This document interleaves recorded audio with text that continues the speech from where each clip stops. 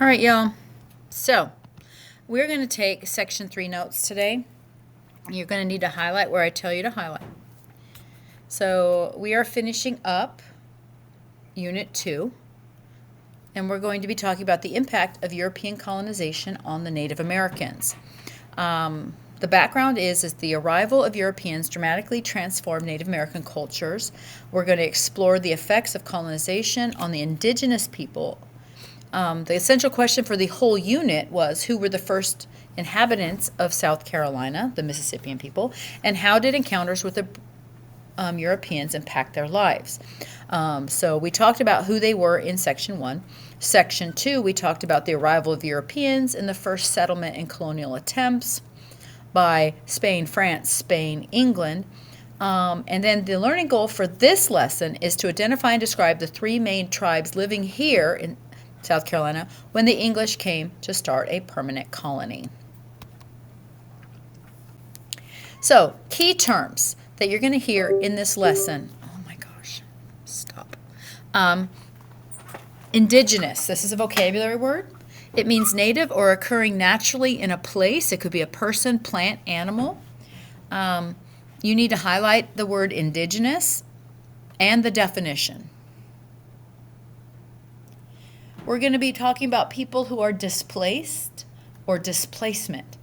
It's a forced removal from one's homeland. This happens to the natives in this country. So we're going to be talking about that. The word sovereign is going to come up. And this is specifically to as an effect. Eventually, some native tribes are going to gain sovereign status, which means they are now independent and govern themselves. And then we're going to talk about the word matrilineal. This is a word that is based off where descendants and power passes from the mother's family line instead of patrilineal, which is the father's family line. So for example, our society is still mostly patrilineal. So when people get married, most women take their husband's last name, and any children get the name that was their husband's last name. In a matrilineal society, it would be the husband would take the mother's last name and the children would have the mother's last name. So this is one way Native cultures were way different than the European culture. All right, so we all know the Spanish got here first, and their goal was the 3 Gs, God, glory, and gold. The Spanish made many land claims, and they set up what's called the encomienda system, which Spaniards would gain big tracts of land, often hundreds of acres, and they believed that when they claimed that land, they also had ownership of the natives who lived there, and they would enslave those natives and make them work the land for them. How did the Spanish and the other Europeans conquer the natives so easily? Well, one of it was their military advantage. Europeans had guns, cannons, metal swords, horses, things the natives had never seen before and had no defense against. Many natives were enslaved and shipped directly to Spain as slaves. And because of this is going to be the start of the decline of native population in the New World. Thousands are going to die from violence, whether it be fighting with the Spanish or other European nations, or the forced voyages across the Atlantic to become slaves in a new land. Let me make sure that there's nothing highlighted in that section. No. All right, next section. So, cultural conflicts and missions. Please highlight the word missions in the title of your notes. So what was the Europeans' perspective when they saw these natives? Well, the colonists or the Europeans saw the way the natives lived, and it was different. It was more natural, more based on the land. They wore different clothes, all from nature. They hunted, they wore headdresses, maybe they had war paint, and they viewed these Native Americans as savage, and they believed that they needed to convert them to Christianity, teach them about a proper civilized way of life. And this is a theme throughout history. We see it in all kinds of places that were colonized by Europeans, from Australia to Africa to Asia. Highlight this middle section, the natives' response to these missions. So a mission is kind of like the opposite of what a missionary does. So a missionary is somebody who goes somewhere else to preach their word or try to convert others to their religion.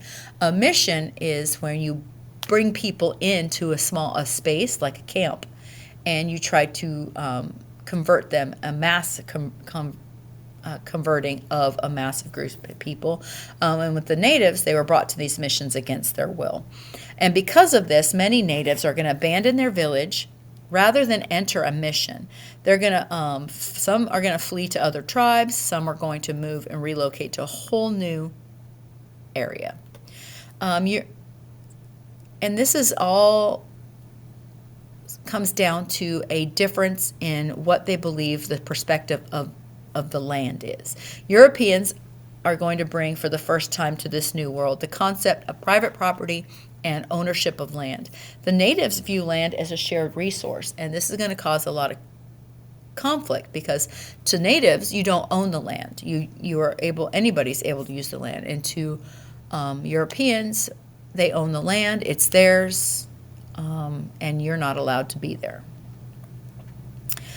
And because of the Europeans believing that they had that right and they were superior, it's going to cause a lot of conflicts in the future. All right. There's going to be a competition for resources as well. So the native people who were already here, the indigenous people, they lived near rivers for water. Animals need fresh water, so animals would travel to the rivers. And the soil around rivers is usually rich and fertile for growing crops. So when the Europeans come here, they're going to build their forts and towns and pastures in the same areas. So there's going to be a competition for resources. You're going to see resources getting depleted. There are going to be maybe some overhunting, competition for agricultural land, for where you grow your crops.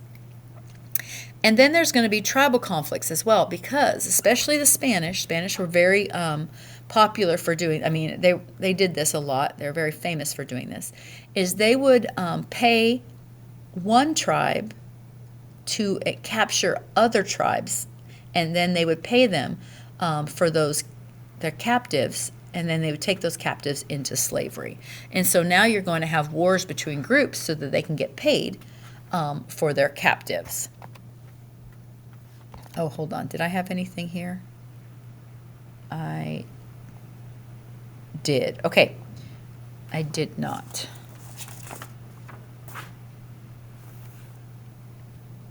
All right. Slavery and the population movement.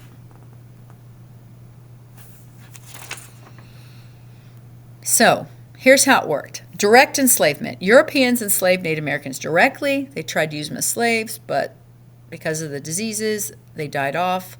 It didn't work for very long. So then they would pay enslavers. They would pay Native Americans to enslave other Native Americans.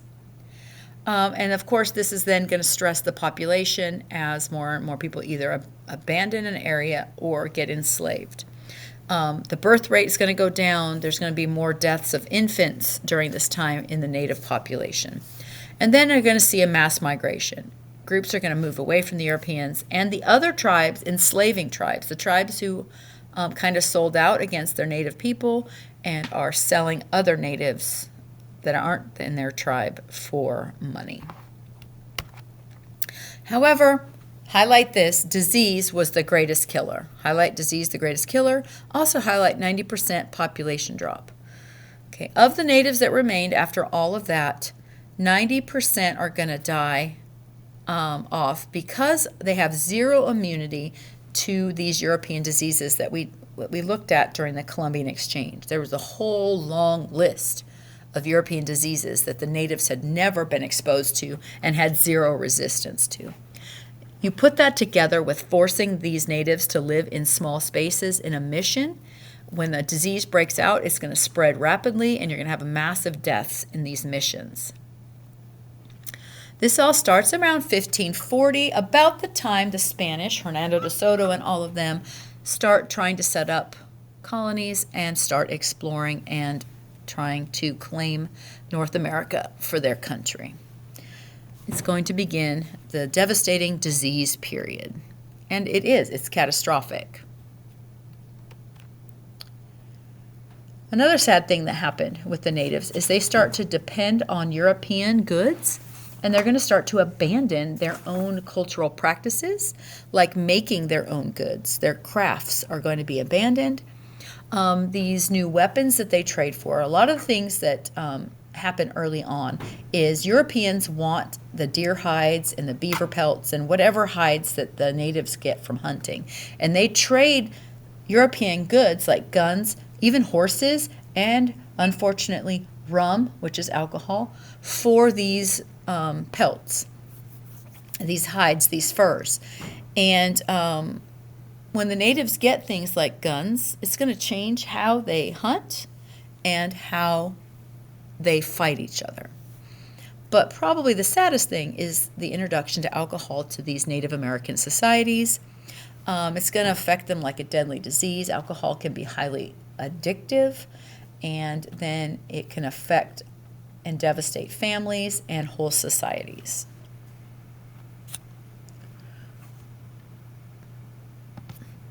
All right. So what's going to happen is when either people abandon an area and or 90% off die, you're going to go from these big chiefdoms of these Mississippian people, and there's going to be very few Mississippian survivors. Those descendants are going to make small tribes, and these are called the Eastern Woodland Indians. At the time, there's multiple tribes living in South Carolina, about 30 by the time the English arrive. We are going to study and talk about the three main tribes, the Cherokee, Catawba, and the Yamasee. Those are going to be the dominant tribes of those 30 in the state. You're going to now pause this video, please. Open Google Classroom. Open the YouTube video that says Native American Cultures 8.8-1.1 and take some notes on the video. You're going to label where the three tribes were located on the map in your notes, and then underneath or next to where you've labeled those tribes, just write a few notes that were specific about the Cherokee, Catawba, and the Yamasee. When you're done with that video, come back to this one and finish your notes. I'm just going to keep going. You could also do it differently. You could just finish the notes and then go do the video section. It is up to you, just as long as you get it all done. All right, there's the video. I'm going to move on. You watch it on your own. So we're going to talk about matrilineal society structure. Again, matrilineal just means based off of the female descendants, female line. So female leadership, women determine the clan memberships and often served as chiefs. The three sisters are their most important foods. Corn, beans, and squash. It's called the Three Sisters, not the Three Brothers, so there you go. And then there were gender roles, though. Men fought and hunted, mostly, and the women did the farming, the gathering, and the raising of the children. You might want to highlight the Three Sisters, corn, beans, and squash, because that is a test question. All right, let's talk about the specific tribes. We've got the Cherokee Nation. You're going to highlight everything on Section 1 and Section 3, okay? So, the Cherokees were mountain dwellers. They lived in the Blue Ridge region of both North and South Carolina.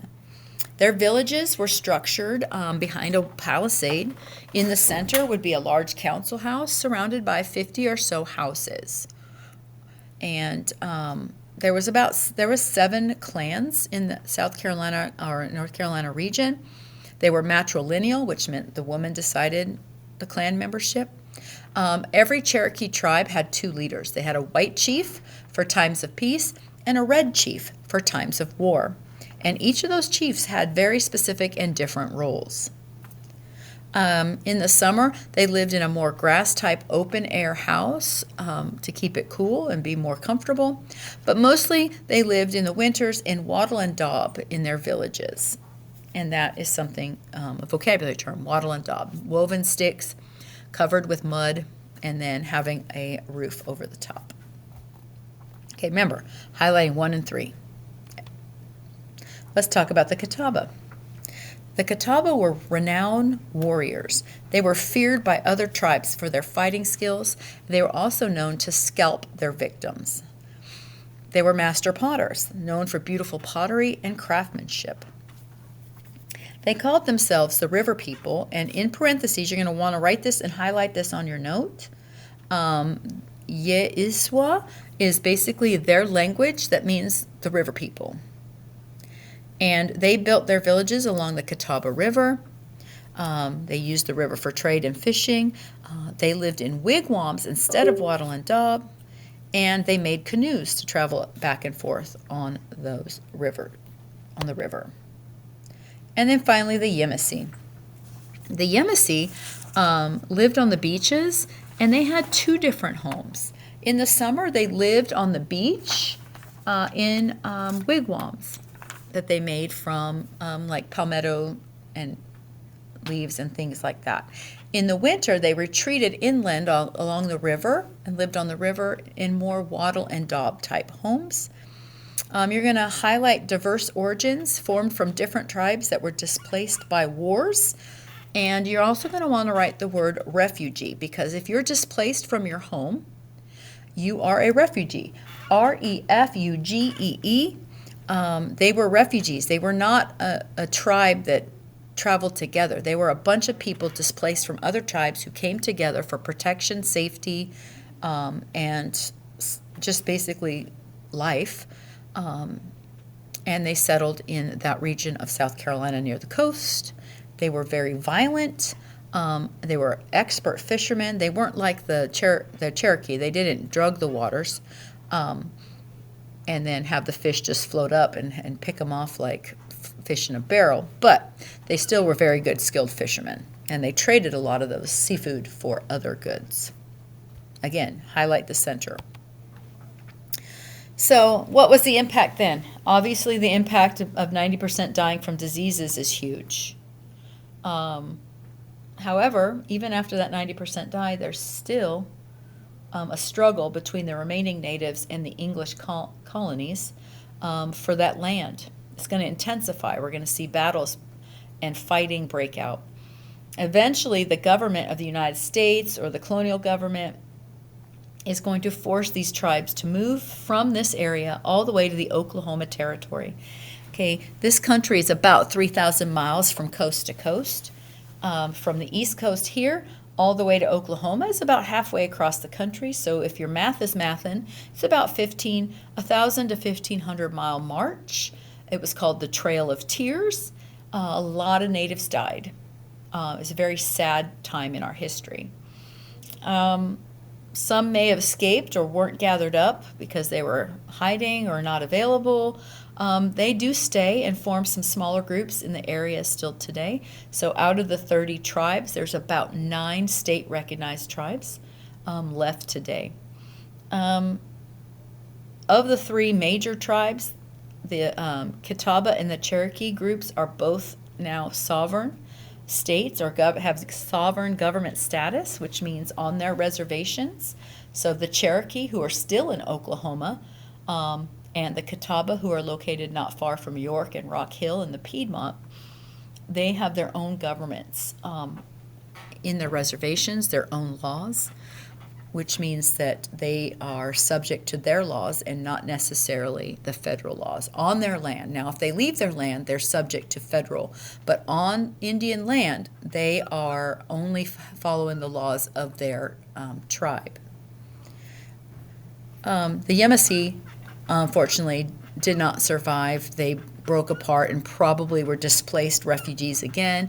Whoever was left was probably absorbed into other tribes, and we have no record of what happened to the remaining Yamasee natives. So finally, we have a little chart here. The Native Americans in South Carolina today. There are 9 state-recognized tribes and 1 federally recognized tribe. Native Americans can comprise about 0.5% of South Carolina's total population. So that is it. Make sure you have all your highlights. If you haven't watched the video, go and watch that. If you have watched the video, then you are done. I think if I go here, I can make sure that you've got all your highlights. Let's see. All right. So you should have highlighted Indigenous. You should have highlighted the missions. They wanted to convert them to Christianity, that many abandoned their villages rather than go to the missions. You should have the disease was the greatest killer. 90%, you see a decline in native population. The Cherokee lived in the Blue Ridge. They had 2 leaders, a white and a red chief, one for war, one for peace.